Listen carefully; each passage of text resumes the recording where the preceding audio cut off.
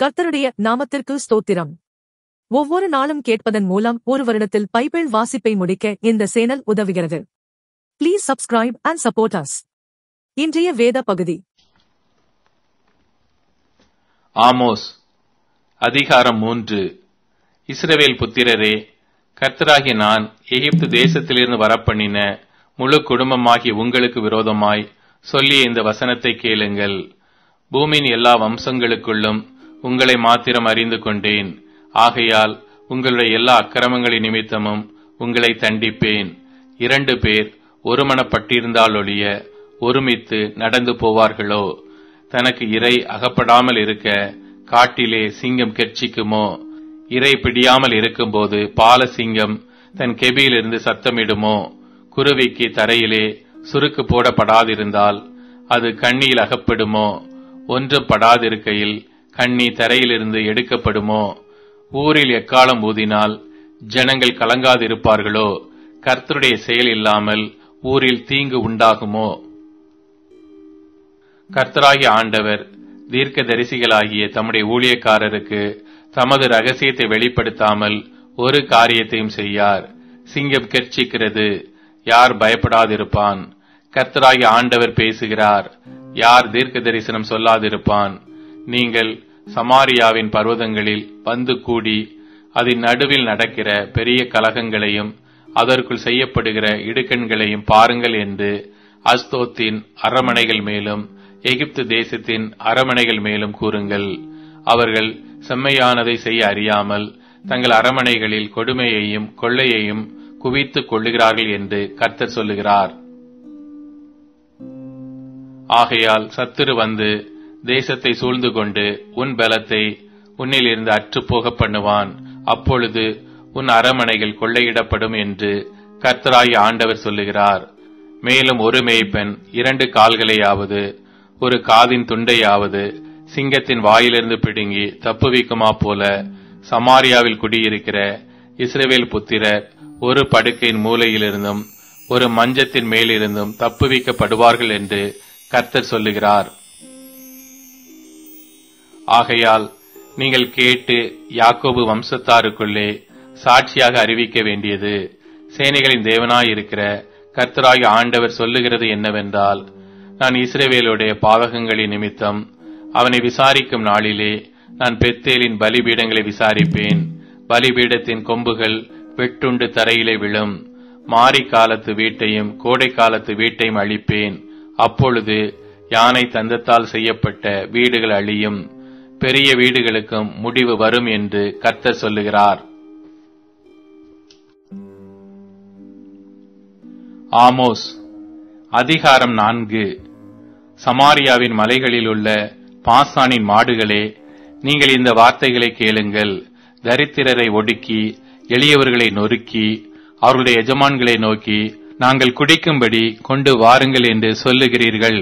இதோ, கர்த்தராகிய ஆண்டவர் உங்களை துறடுகளாலும் உங்கள் பின் சந்ததியை மீன் பிடிக்கிற தூண்டில்களாலும் இழுத்து கொண்டு போகும் நாட்கள் வரும் என்று அவர் தம்முடைய பரிசுத்தத்தை கொண்டு ஆணையிட்டார். அப்பொழுது நீங்கள் ஒவ்வொருவனும் அரமனைக்கு சுமந்து கொண்டு போவதை எரிந்துவிட்டு தனக்கு எதிரான திறப்புகளின் வழியாய் புறப்பட்டு போவீர்கள் என்று கர்த்தர் சொல்லுகிறார். பெத்தேலுக்கு போய் துரோகம் பண்ணுங்கள், கீழ்காலுக்கு போய் துரோகத்தை பெருக பண்ணி காலைதோறும் உங்கள் பலிகளையும் 3ஆம் வருஷத்திலே உங்கள் தசம பாகங்களையும் செலுத்தி புளித்த மாவுள்ள ஸ்தோத்திர பலியோடே தூபம் காட்டி உற்சாக பலிகளை கூறி தெரியப்படுத்துங்கள். இஸ்ரவேல் புத்திரரே, இப்படி செய்வது உங்களுக்கு பிரியம் என்று கர்த்தராகிய ஆண்டவர் சொல்லுகிறார். ஆகையால் நான் உங்கள் பட்டணங்களில் எல்லாம் உங்கள் பல்லுகளுக்கு ஓய்வையும் உங்கள் ஸ்தலங்களில் எல்லாம் அப்ப குறைவையும் கட்டளையிட்டேன். ஆகிலும் நீங்கள் என்னிடத்தில் திரும்பாமற் போனீர்கள் என்று கர்த்தர் சொல்லுகிறார். இதுவும் அல்லாமல் அறுப்பு காலம் வர இன்னும் 3 மாதம் இருக்கும்போதே மழையை நான் தடுத்தேன். ஒரு பட்டணத்தின் மேல் மழை பெய்யவும் ஒரு பட்டணத்தின் மேல் மழை பெய்யாமல் இருக்கவும் பண்ணினேன். ஒரு வயலின் மேல் மழை பெய்தது, மழை பெய்யாத மற்ற வயல் காய்ந்து போயிற்று. 2-3 பட்டணங்களின் மனுஷர் தண்ணீர் குடிக்க பட்டணத்துக்கு போய் அலைந்தும் தாகம் தீர்த்து கொள்ளவில்லை. ஆகிலும் நீங்கள் என்னிடத்தில் திரும்பாமற் போனீர்கள் என்று கர்த்தர் சொல்லுகிறார். கருக்காயினாலும் விஷப்பணியினாலும் உங்களை தண்டித்தேன். உங்கள் சோலைகளிலும் திராட்சை தோட்டங்களிலும் அத்தி மரங்களிலும் ஒலிவ மரங்களிலும் மிகுதியானதை பச்சை புழு அரித்து போட்டது. ஆகிலும் என்னிடத்தில் திரும்பாமற் போனீர்கள் என்று கர்த்தர் சொல்லுகிறார். எகிப்தில் உண்டானதற்கு ஒத்த கொள்ளை நோயை உங்களுக்குள் அனுப்பினேன். உங்கள் வாலிபரை பட்டயத்தாலே கொன்றேன். உங்கள் குதிரைகளை அழித்து போட்டேன். உங்கள் பாளையங்களின் நாற்றத்தை உங்கள் நாசிகளிலும் ஏற்ற பண்ணினேன். ஆகிலும் நீங்கள் என்னிடத்தில் திரும்பாமற் போனீர்கள் என்று கர்த்தர் சொல்லுகிறார். சோதோமையும் கொமாராவையும் தேவன் கவிழ்த்து போட்டது போல உங்களை கவிழ்த்து போட்டேன். நீங்கள் அக்கினியினின்று பறிக்கப்பட்ட கொள்ளியைப் போல இருந்தீர்கள். ஆனாலும் நீங்கள் என்னிடத்தில் திரும்பாமற் போனீர்கள் என்று கர்த்தர் சொல்லுகிறார். ஆகையால் இஸ்ரவேலே, இந்த பிரகாரமாக உனக்கு செய்வேன். இஸ்ரவேலே, நான் இப்படி உனக்கு செய்ய போகிறபடியினால் உன் தேவனை சந்திக்கும்படி ஆயத்தப்படு. அவர் பர்வதங்களை உருவாக்கினவரும் காற்றை சிருஷ்டித்தவரும் மனுஷனுடைய நினைவுகள் இன்னதென்று அவனுக்கு வெளிப்படுத்துகிறவரும் விடியற் காலத்தை அந்தகாரமாக்குகிறவரும் பூமியினுடைய உயர்ந்த ஸ்தானங்களின் மேல் உலாவுகிறவருமாயிருக்கிறார். சேனைகளின் தேவனாகிய கர்த்தர் என்பது அவருடைய நாமம்.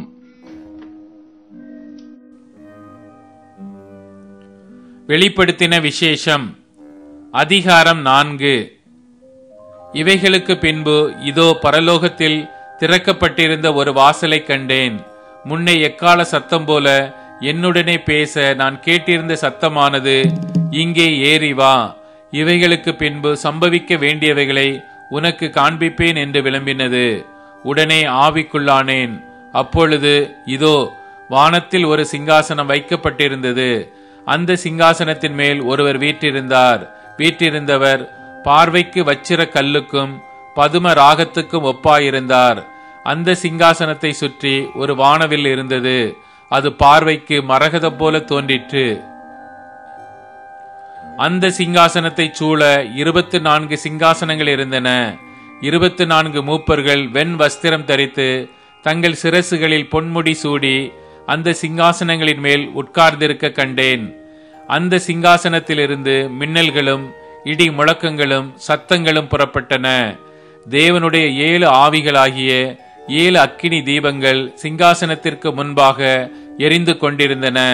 அந்த சிங்காசனத்திற்கு முன்பாக பளிங்கு கொப்பான கண்ணாடி கடல் இருந்தது. அந்த சிங்காசனத்தின் மத்தியிலும் அந்த சிங்காசனத்தை சுற்றிலும் 4 ஜீவன்கள் இருந்தன.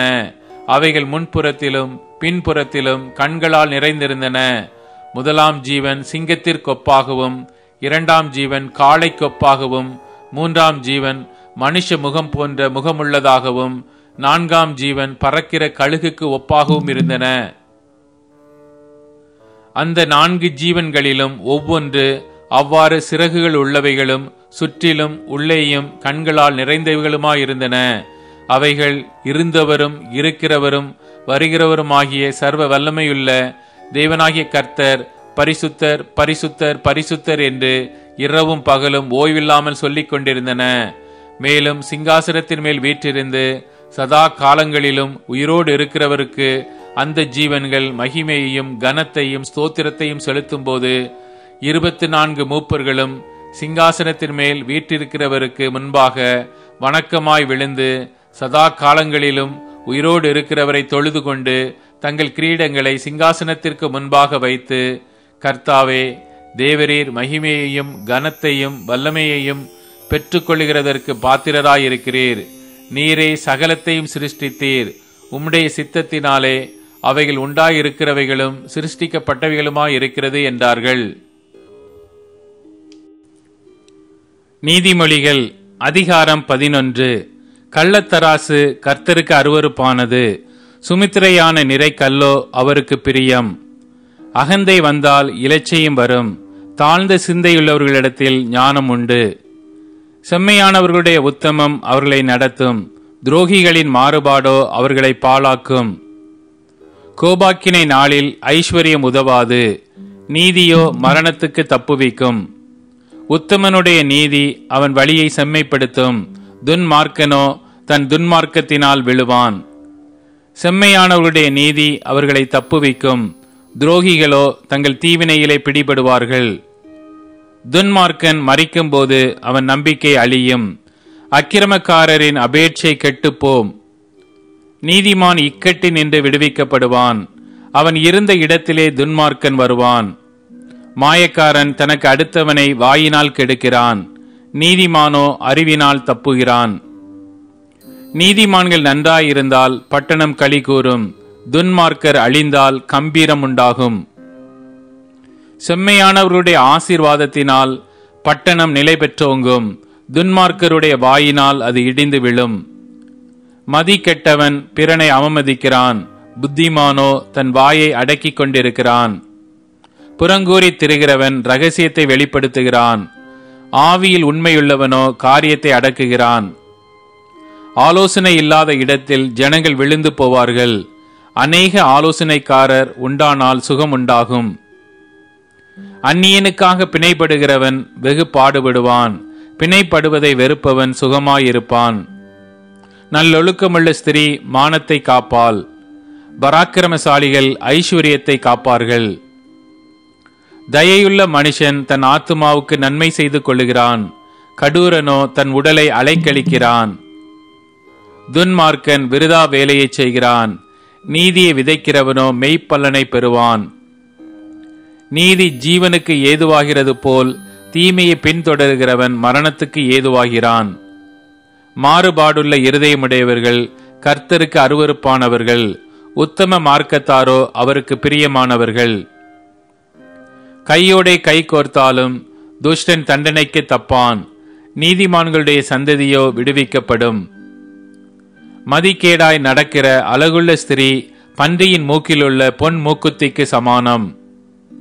நீதிமான்களுடைய ஆசை நன்மையே, துன்மார்க்கருடைய நம்பிக்கையோ கோபாக்கினையாய் முடியும். வாரி இறைத்தும் விருத்தி அடைவாரும் உண்டு. அதிகமாய் பிசினித்தனம் பண்ணியும் வறுமை அடைவாரும் உண்டு. உதாரண குணமுள்ள ஆத்துமா செழிக்கும். எவன் தண்ணீர் பாய்ச்சுகிறானோ அவனுக்கு தண்ணீர் பாய்ச்சப்படும். தானியத்தை கட்டி வைக்கிறவனை ஜனங்கள் சபிப்பார்கள். விற்கிறவனுடைய தலையின் மேல் ஆசீர்வாதம் தங்கும். நன்மையை ஜாக்கிரதையுடன் தேடுகிறவன் தயையை பெறுவான். தீமையை தேடுகிறவனுக்கோ தீமையே வரும். தன் ஐஸ்வர்யத்தை நம்புகிறவன் விழுவான். நீதிமான்களோ துளிரை போல தலைப்பார்கள். தன் வீட்டை கலைக்கிறவன் காற்றை சுதந்தரிப்பான். மூடன் ஞானமுள்ளவனுக்கு அடிமையாவான். நீதிமானுடைய பலன் ஜீவ விருட்சம். ஆத்மாக்களை ஆதாயப்படுத்திக் கொள்ளுகிறவன் ஞானமுள்ளவன். இதோ நீதிமானுக்கு பூமியில் சரி கட்டப்படுமே. துன்மார்க்கனுக்கும் பாவிக்கும் எத்தனை அதிகம்.